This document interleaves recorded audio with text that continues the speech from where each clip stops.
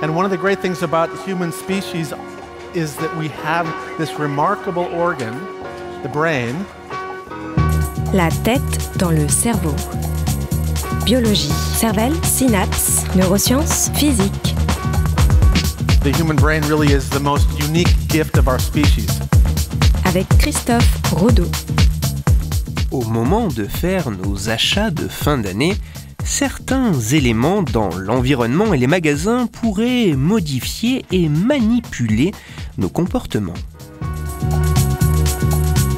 Christophe Rodeau. La tête dans le cerveau.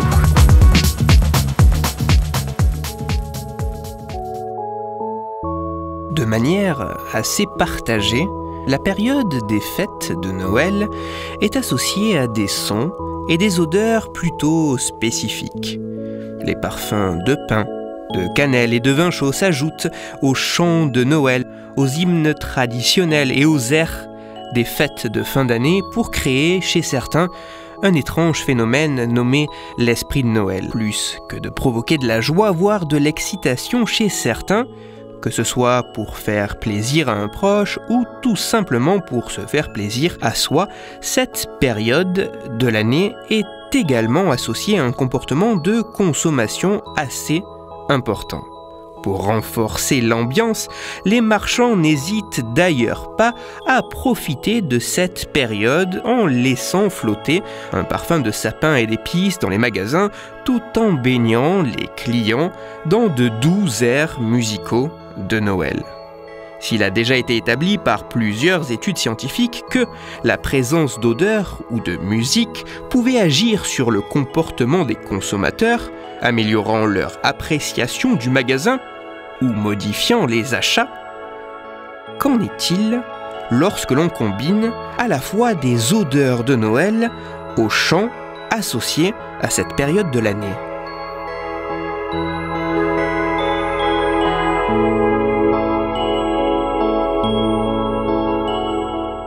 Afin d'étudier comment notre comportement peut être influencé, comment notre comportement peut varier en étant soumis à la combinaison de certaines stimulations, sons, odeurs, disons noélisantes, des chercheurs canadiens et états-uniens ont réalisé il y a quelques années une assez intéressante expérience.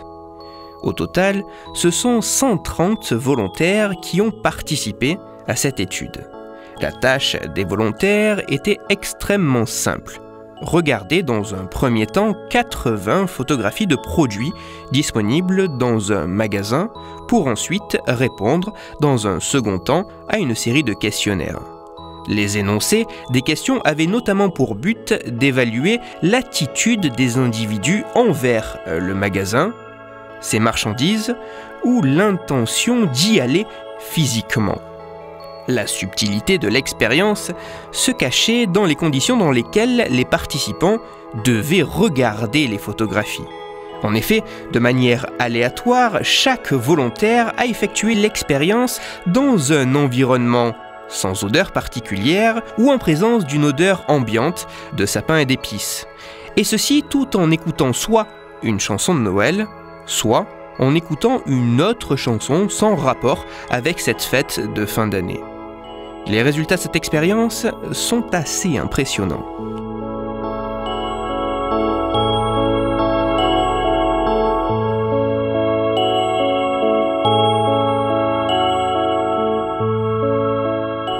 Clairement, regarder des images de marchandises d'un magasin dans un environnement présentant une odeur de Noël ou non, combiné ou pas à une chanson concordante, ne semble pas du tout avoir les mêmes effets sur l'attitude des individus envers ce magasin, ses marchandises ou l'intention de s'y rendre.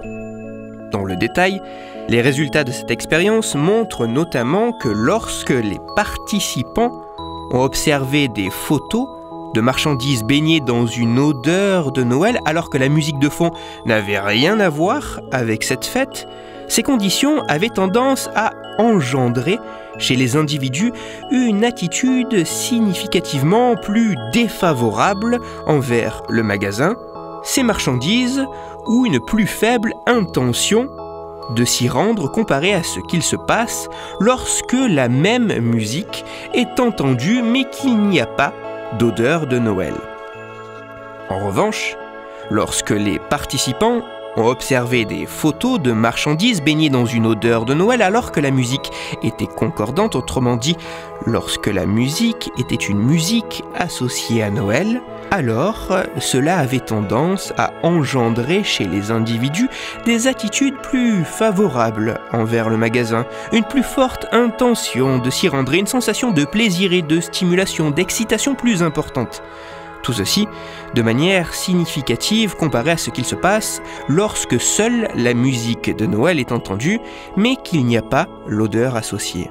En résumé, oui. Lorsqu'un parfum de sapin et d'épices est associé à une musique de Noël, il semblerait que notre comportement puisse être altéré, modifié, rendu plus favorable envers le magasin que l'on observe.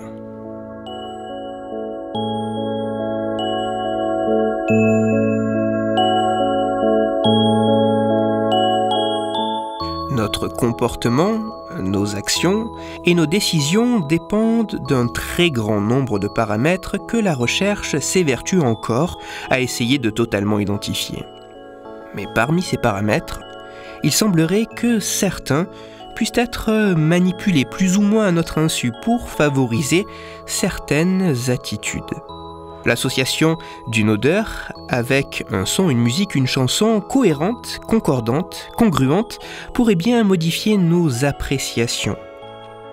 Il semblerait ainsi qu'associer un parfum de Noël avec une chanson faisant écho à cette fête puisse rendre plus favorable notre jugement envers un magasin, ses marchandises, notre envie d'y pénétrer, voire même peut-être notre comportement d'achat. Lors de vos courses de fin d'année, gardez bien cela à l'esprit lorsque vous aurez la sensation de vous faire happer par une boutique et que vous aurez l'irrépressible envie d'acheter. Toutes les références de ma chronique se trouveront sur mon site Cerveau en argot. Plus que de simplement mettre en lumière l'effet que pourraient avoir certains éléments liés à la fête de Noël sur nos comportements, l'étude que je vous ai présentée aujourd'hui met bien plus en lumière le fait que la présentation d'une odeur et d'un son concordant semble avoir un effet suradditif, un effet bien plus important, alors que la présentation d'éléments discordants pourrait au contraire avoir un effet assez négatif. Pour approfondir la chronique d'aujourd'hui, je vous renvoie vers un article disponible gratuitement sur Internet. Cet article a pour titre « Pour augmenter vos ventes, parfumer vos magasins ». Il est écrit par France Ortelli et il est à lire sur le site slate.fr. Si vous souhaitez découvrir d'autres études autour de la thématique de Noël, je vous renvoie à l'épisode numéro 82 de La tête dans le cerveau dans lequel je parlais de l'esprit de Noël, cet étrange phénomène qui pourrait modifier assez spécifiquement le fonctionnement du cerveau, mais aussi vers l'épisode 91 qui parlait du fait qu'au niveau cérébral, donner pourrait être mieux et provoquer plus de plaisir et de bonheur que recevoir. Enfin, je vous donne rendez-vous dans le prochain épisode spécial Noël pour parler du renne Rudolf et de son nez rouge.